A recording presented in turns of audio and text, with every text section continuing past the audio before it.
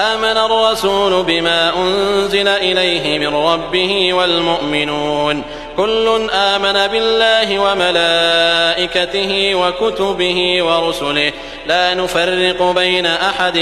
من رسله وقالوا سمعنا وأطعنا غفرانك ربنا وإليك المصير. لا يكلف الله نفسا إلا وسعها لها ما كسبت وعليها ما اكتسبت ربنا لا تؤاخذنا إن نسينا أو أخطأنا ربنا ولا تحمل علينا إصرا كما حملته على الذين من قبلنا ربنا ولا تحملنا ما لا طاقة لنا به واعف عنا واغفر لنا وارحمنا أنت مولانا فانصرنا على القوم الكافرين.